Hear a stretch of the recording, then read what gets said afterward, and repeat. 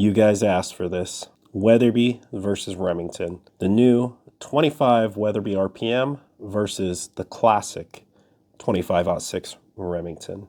Which one comes out on top? Well, this is going to be a rough one for the 25-06 Remington fans. Let's get into it. Let's start with probably the most popular 25 caliber right now. This is the 25-06 Remington. Now, this cartridge was wildcatted all the way back in the 1920s, and it became so popular, people wildcatting it, Remington finally introduced it in 1969. This and the 257 Weatherby have kind of been keeping the 25 calibers alive. Probably a little bit more to Remington. Remington's cheaper to shoot, a little bit less recoil as well. It's a darn good little cartridge. It's just a fun cartridge. It gives you really flat trajectory, and for medium game, it's great.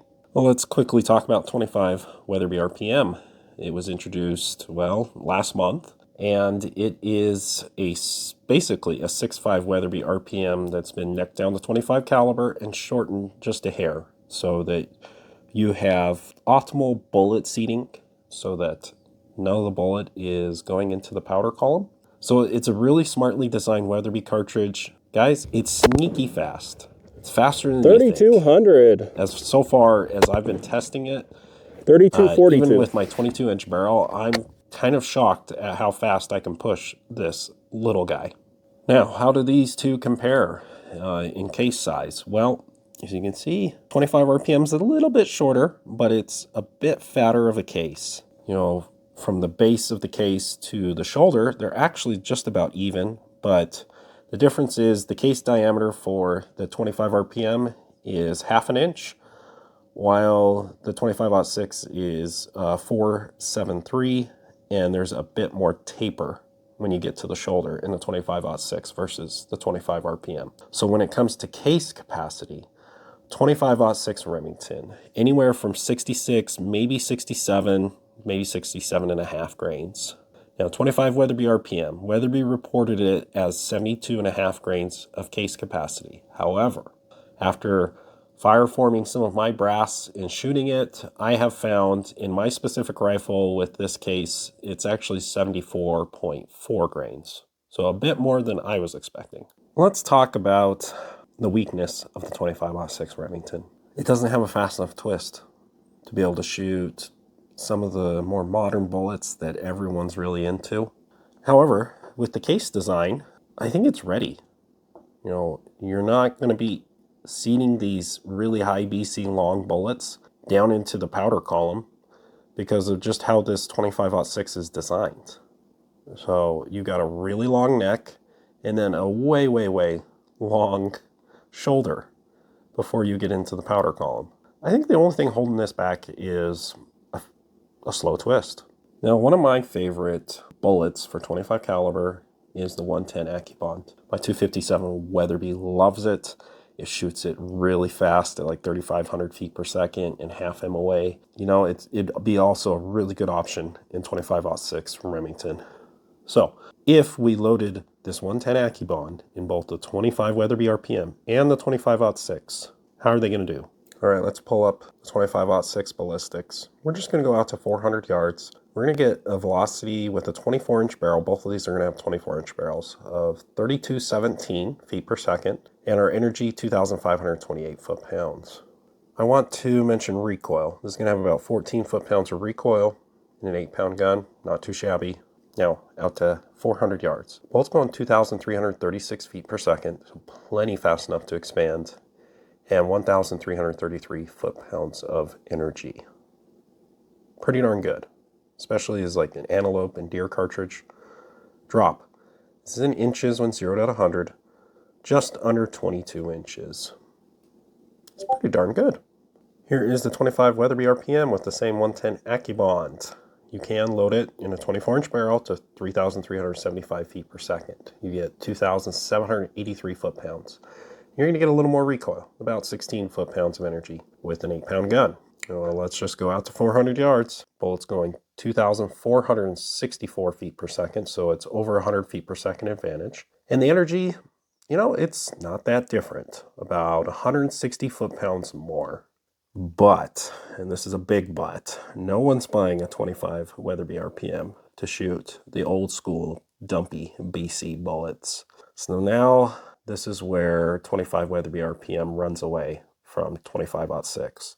So our first comparison, we're going to load up a 117 LRX to a 101 LRX in the 25-06 and see how they compare. 101 LRX at 3,370 feet per second, 2,547 foot-pounds, and at 400 yards, bullets going 2,423 feet per second, 1,317 foot-pounds. This is an MOA in drop, 4.71, and a 10 mile per hour wind. I think that's 2.72 MOA. 600, I think you're really pushing it, probably a little past the 25-06's ethical range, 2,018 feet per second, 913 foot-pounds. So I'm not liking the velocity or the foot-pounds of energy, but you get 9.77 MOA drop, 4.43 MOA adjustment in wind. Okay, let's go to the 25 Weatherby RPM, 3,315 feet per second, 2,855 foot-pounds, so you're already 300 more foot-pounds of energy. Out to 400, the bullet's going 25.78, so 150 feet per second faster, and you now have 400 more foot-pounds of energy. 4.53 in drop, so they're actually pretty close in drop, but again, you're shooting 16 grain bullet, heavier projectile, so 117 versus 101. 2.06 in wind drift at 400, so already a big advantage. At 600, this is still viable. 2,251 feet per second, plenty fast enough to expand. 1,317 foot-pounds, so 400 more foot-pounds of energy at 600 yards. 9.06, so again, not a huge difference in drop. And then 3.28, quite a big difference in wind drift. Now let's talk quickly about powder choice. Now, how am I getting these numbers? Well, one, I'm running them in GRT, specifically using these two powders for these bullets. So N560, if you have a 24-inch barrel and you're 25 RPM, N560 is ideal. You're going to get really good velocities, as I showed. You're 3,300 or so feet per second with N560. Really awesome. Then we go to 25-06. Now, you would think, well, maybe you should run N560. However, the case is a little too small. You're not going to have the optimal window of where you're getting 100% burnt propellant. Basically, yeah, you can use M560 in a 25-06 with a 101 LRX, but you're only getting 100% burnt propellant at like 63,500 PSI. That gives you a tiny, tiny window to work in to find your accuracy. Not ideal, okay? So we switched to M160, really good powder, great for accuracy. It gets pretty decent velocities, as you saw. So that's kind of my reasoning. Now, there's going to be people that bring this up. In the newest Hodgdon reloading manual that came out, they're advertising Ramshot Grand for a 25-06 with a 110 grain, probably the 110 Acubond, at really fast velocity, like I think 3,400 feet per second, if I remember right. That's pretty awesome, but we're going to do apples to apples here. I'm sticking to extruded powders. If you think I'm being unfair to the 25-06 by not using Ramshot Grand, well, you gotta remember I can use Ramshot Grand and it makes a whole lot more sense in a 25 Weatherby RPM to use Grand than it does in a 25-06. Finally, let's do a comparison with Berger bullets. And this is where the 25 Weatherby RPM runs away. You know, you already saw it with the mono bullets, but yikes. This is going to get ugly for 25-06. All right, we're going to use the 115 Berger VLD, muzzle velocity of 3,160 feet per second, 2,550 foot-pounds at 400 yards, bullets going 2,371 feet per second, 1,436 foot-pounds of energy, 5.28 MOA in drop, 2.49 in wind drift. And then at 600 yards, the bullet's going 2,025 feet per second, 1,048 foot-pounds of energy, 10.61 in drop in MOA, and 4.01 in wind drift. Now, I've loaded this with a 135 Berger hybrid target. Now, to make things a little more fair and not so lopsided for the 25-06, I've crunched the numbers for the 133 EOL, which has a much lower BC than this hybrid target. I'm doing the 25-06 a favor. 35 feet per second out of the muzzle, 2,903 foot-pounds of energy. At the 400, the bullet's going 26 feet per second, 150 feet per second faster. 1,885 foot-pounds of energy. We are 450 foot-pounds more of energy at 400 yards. 5.0 in drop, so a bit flatter than 25-06. A bit better in wind drift at 400, 1.85 versus 2.49. At 600, bullets going 2,251 feet per second. Almost 1,500 foot-pounds of energy. So again, 450 more foot-pounds of energy than a 25-06 at 600 yards. That is substantial. And guys, if I ran this instead of the 133 EOL, this would have 550 more foot-pounds of energy.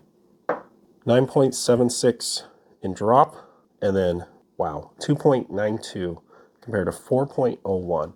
That is a huge advantage. So in recap, the advantages for the 25 RPM, yeah, it kind of kicks the 25-06's butt when you're using the high BC bullets for what the 25 RPM was designed for. Now, you could do a custom gun in a 25-06 with a 1 7.5 twist, and then, yeah, you're probably still only about 150 more foot-pounds energy like we saw with that Acubond. Then it's a little bit more close. But right now, there are 0 factory guns with fast twists in a 25-06. Now, I'm not going to skip over the obvious benefits of a 25-06 Remington. It is much cheaper to shoot. You can find much cheaper brass. In fact, you can make 30-06 or 270 Winchester brass into 25-06 like I just did. Yes, this is a 270 Winchester case. And it was quite simple. All I did was use my 257 Weatherby neck die, necked it all the way down to 25 caliber, took a couple runs to get it looking right, and then used my new fancy RCBS Matchmaster trimmer and trimmed it down so that it is right at 2.494 inches long. So that is pretty easy and kind of a cheaper way than just having to, buy really nice brass, by the way. Weatherby brass is just Peterson brass, but it is going to be more expensive. Hope you guys enjoyed the video. I thought it was a fun one to see how these two compared to each other. I appreciate you guys being patient with me. I've been sick, if you can tell in my voice. I have been to the range with the 25 RPM, and I'm still messing around and tinkering and learning how to load for it. And range results are coming out soon. Look for that pretty soon here. Yeah. We'll see you next time.